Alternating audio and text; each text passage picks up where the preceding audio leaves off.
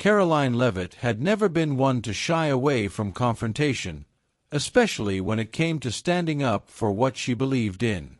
As a press secretary under President Donald Trump, she had learned early on that the media would never be her ally. For years, she had fought against the fake news narratives that sought to undermine her administration's efforts. With her sharp mind, bold demeanor, and unwavering commitment to the truth, Karoline had become a force to be reckoned with in the world of politics. But tonight, as she entered the studio, the stakes were higher than ever.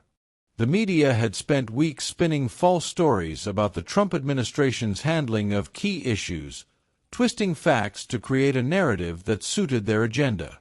The audience knew Karoline was ready for a fight. She had been preparing for this moment for months.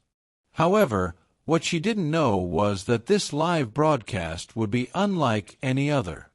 The studio was filled with familiar faces, some supportive of her, others ready to challenge every word she spoke. The tension in the air was palpable as Karoline settled into her chair. She could feel the eyes of the nation on her, the spotlight as bright as ever. The host, Travis Benson, smiled with his usual air of skepticism. As one of the most prominent anchors in the industry, Travis had been known for his hard-hitting questions and a history of grilling government representatives. His reputation as a liberal journalist preceded him, and Karoline knew that tonight he would do everything in his power to put her on the defensive. But Karoline was ready. She knew this was the moment where she would make her stand. "Karoline," Travis began, "it's great to have you here tonight. As we all know, you've been a key figure in defending the Trump administration. But lately, it feels like the narrative around your work has been, let's just say, complicated. There are those who say that fake news is your go-to excuse every time something goes wrong. What do you say to that?" The question hung in the air. It wasn't just a challenge to her professionalism, it was an attack on her integrity. The audience braced themselves for Karoline's response. There was a moment of silence as she collected her thoughts, but then she smiled, calm, composed, and ready. "Travis," she said, her voice clear and steady, "what you're calling fake news is, in fact, the truth. The real problem here is not that we are being misunderstood, but that the media has a history of misleading the public. When it suits their narrative, they'll ignore the facts and twist the story. My job is to correct that. But make no mistake, I am not here to play into the narrative they want me to. I'm here to set the record straight." The audience reacted with a mix of murmurs and raised eyebrows. It was clear that Karoline's words had struck a chord. But Travis wasn't backing down. He leaned forward slightly, the challenge in his eyes evident. He was prepared for this. "So, Karoline," Travis continued, "if the media is wrong, then tell us, what exactly is the real story? What's going on behind the scenes that the American people aren't hearing?" Karoline's gaze never wavered as she spoke. "The real story is that the media's focus on scandal and controversy has blinded them to the real issues facing the American people. They don't want to talk about the successes of this administration, about how we've built a stronger economy, cut taxes, and created jobs. Instead, they'd rather distract you with stories about Russia or personal attacks. I'm here to remind you of the bigger picture." Her response was sharp, but it wasn't just about defending her role. It was about making a bold statement to everyone watching, letting them know that she would not allow the media to define the narrative. The tension in the room was thickening. The audience was still on edge, waiting for what would come next. And then, Travis dropped the bombshell that no one had expected. "But Karoline," he said, with an edge to his voice, "there's something you haven't addressed, the leaks. The constant leaks coming from the White House." There are reports of confusion, chaos, and people within your own administration undermining your efforts. Why hasn't the president taken action to stop it? The question struck like a dagger, hitting a nerve that Karoline had worked hard to avoid. Leaks had been a problem for the administration, but they were always handled internally. The accusation that the White House was rife with chaos wasn't just a challenge to her, it was an attack on the administration's credibility. For a moment, Karoline paused. Her composure never faltered, but behind her eyes, there was a flicker of something deeper, suspicion. Had Travis simply heard rumors, or was this another attempt at creating a narrative of disarray? She didn't know, but she would handle it the same way she handled everything else, head-on. "Travis, let's be clear," Karoline responded, her voice unshaken. "The leaks are an issue that the administration is aware of. But these leaks, these rumors, are created by those who are trying to undermine the president's agenda. It's not a question of whether there's chaos. It's about the people who are trying to spread false narratives for their own gain." The room grew heavier with the palpable tension. Karoline's words were bold, and the opposing forces in the room, those who had long been critical of the administration, began to sense the unease that had settled in the air. Karoline was doing something no one expected, turning the tables on the narrative that had been carefully crafted against the Trump administration. The suspense was mounting. What would happen next? The tension in the studio was thick as Karoline Leavitt's words hung in the air. The audience, who had been initially uncertain of how she would handle the challenging questions, was now on edge, captivated by her poise and resolve. But Travis Benson, ever the seasoned interviewer, wasn't about to let her off the hook so easily. He leaned forward, sensing an opening to push Karoline further, to provoke a more emotional response that could sway the viewers. "You say the leaks are being spread by those trying to undermine the administration," Travis continued, his tone now slightly more aggressive. "But what about the evidence? The sources within your own administration have said things that contradict the narrative you're presenting. Doesn't that suggest that there is more to the story than you're letting on?" Karoline's eyes narrowed, but her expression remained calm. This wasn't just a question, it was an accusation, one that questioned not only her position as press secretary but the very foundation of the administration's credibility. The studio, once again, went silent as the room waited for her response. She took a deep breath, her posture as steady as a rock. "Travis," she said, her voice unwavering, "there will always be opposition, especially when you're in a position like mine. The media loves to focus on leaks, to create stories out of whispers and rumors, instead of addressing the real issues.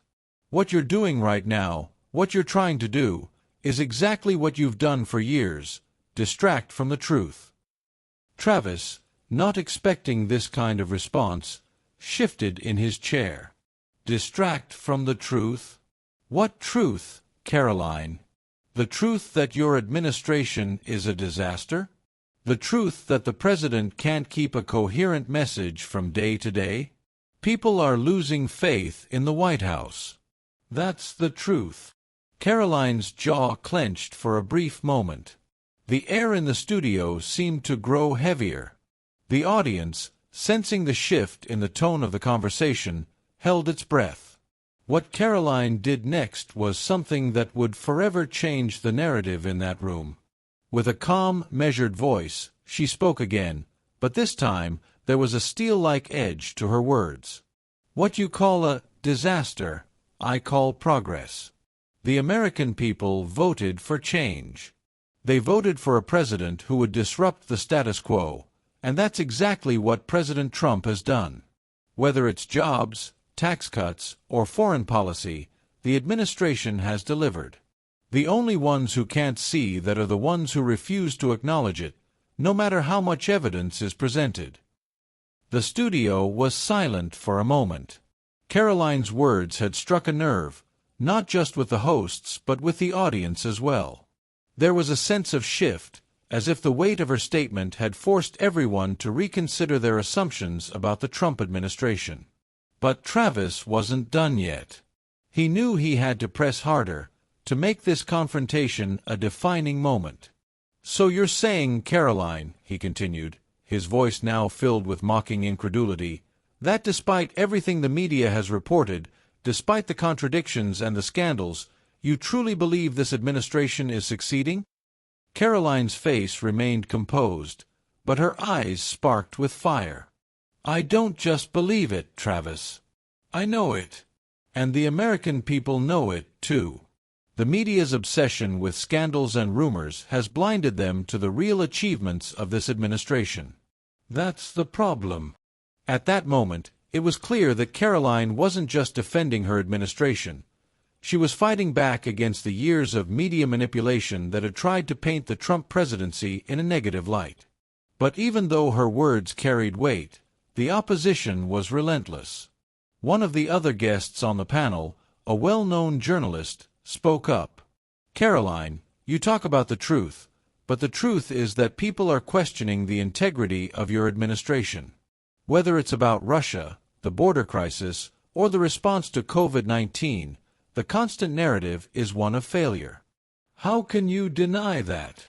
This was the moment Karoline had been preparing for. She had been rehearsing her answers for weeks, knowing that the media would be relentless in their efforts to undermine everything the administration had done. With a slow, deliberate breath, she turned her attention to the journalist.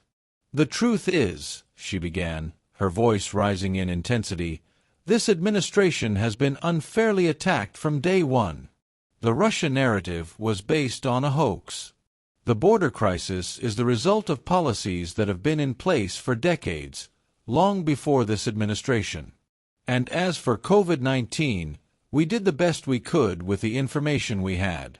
But let's not forget the constant politicization of the pandemic by the media." Her words cut through the room like a blade. The studio, once buzzing with voices and doubts, fell silent. Karoline's composure had been unshaken, her arguments clear and precise, but it was her confidence that had left an impact. She wasn't just defending her administration. She was calling out the media for its role in shaping a narrative that didn't fit the facts. Travis, now sensing that he was losing control of the narrative, turned to the final question. "So, Karoline," he asked, his voice now tinged with frustration, "what do you say to the critics who believe that this administration has divided the country more than it's united?" Karoline paused for a moment, as if weighing the question carefully.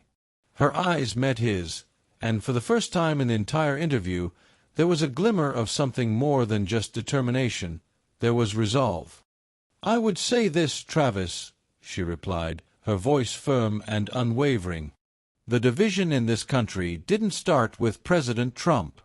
It was created by those who've been in power for far too long.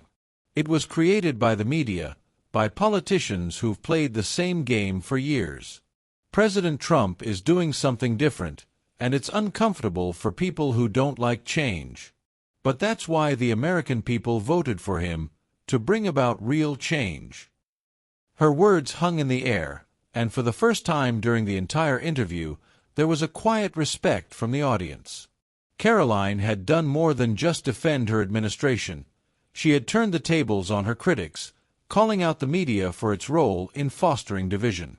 The tension in the room was palpable as Karoline's response resonated with everyone present. The suspense that had been building throughout the interview reached its peak. It wasn't just a matter of facts anymore. It was a battle of narratives, and Karoline had won the day. The tension in the studio had reached its boiling point. Karoline Leavitt, sitting in front of the cameras, had just delivered one of the most impactful moments of her career. The audience, still in the grips of suspense, could feel the shift. What had started as an interview full of skepticism and resistance was now a conversation in which Karoline wasn't just defending the truth. She was seizing control of the narrative. But the final moments of the show were yet to come, and Travis Benson, the seasoned host, wasn't going to give up easily. He had heard Karoline's responses, he had felt the shift in the atmosphere, but he needed to land the final blow, to ensure that the conversation stayed on his terms. The producers in the back were already preparing for a strong finish. "Karoline," Travis began, his tone more assertive than ever, "you keep talking about the truth, but let's not pretend for a second that you've answered all the questions. Your administration has been embroiled in scandals, confusion, and a lack of transparency. The American people deserve answers.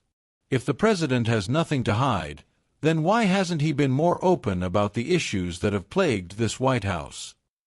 The room went still as the weight of Travis's words hung in the air. Karoline could feel the eyes of the audience and the cameras trained on her. This was it. This was the moment that could either define her as a true defender of the administration or break her down into the kind of defensive rhetoric that had hurt so many others. But Karoline was no ordinary figure in the White House. She wasn't intimidated. She wasn't backing down. With a deep breath, she leaned forward slightly, making sure her next words were heard loud and clear.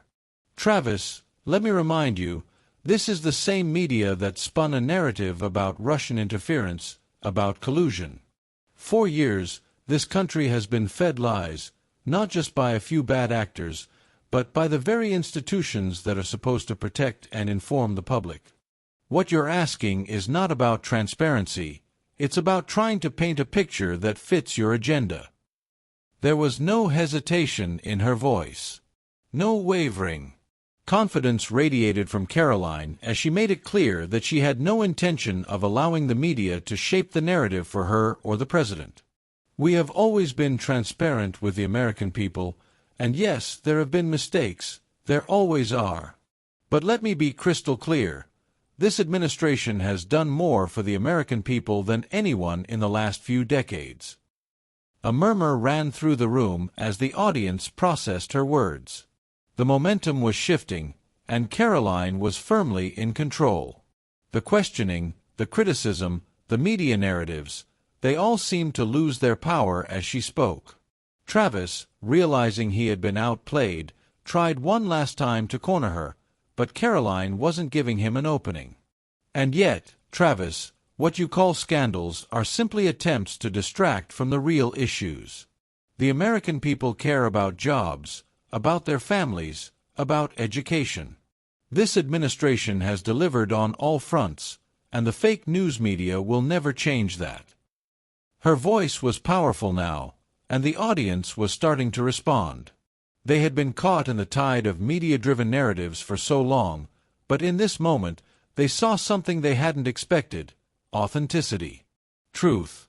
And Karoline had delivered it with a kind of grace and strength that many had underestimated. Travis looked around the room, searching for a way to regain control. But even his usual cutting remarks seemed to falter. The audience had already made up its mind. The interview was over, and the narrative had shifted. Karoline had taken the high ground, leaving Travis with no further ground to stand on. As the show ended and the cameras stopped rolling, the studio buzzed with energy. Karoline had completely changed the course of the conversation, not just by defending her administration, but by flipping the script entirely. She hadn't just answered questions, she had owned the room. For the first time in a long time, the media had been reminded of the power of truth, clarity, and the will to stand firm against constant misrepresentation. In the hours that followed, the interview went viral. Clips of Karoline's response were shared across social media platforms, and the hashtag Karoline Leavitt Speaks began trending. Supporters praised her for her unwavering stance and poise under pressure, while critics scrambled to find ways to counter her points. But the momentum was clear. The public had heard the truth, and they weren't going to let it be silenced. Across the country, Americans from all walks of life were discussing the interview. Political analysts couldn't stop talking about how Karoline Leavitt had handled the intense questioning. She wasn't just a press secretary, she was now being seen as a leader in her own right. The media, which had often painted her as a mere spokesperson, now had to come to terms with the strength and intelligence she brought to the table. In the coming days, Karoline Leavitt would go on to become a key voice for the Trump administration's messaging, a force who not only handled media attacks but also called out fake news for the manipulation it had been perpetrating for years. Her response to that rude question, her ability to stay calm, clear, and decisive, had earned her respect from her supporters and skeptics alike. But more importantly, she had exposed the cracks in the media's false narratives, giving the American people a rare glimpse of the truth.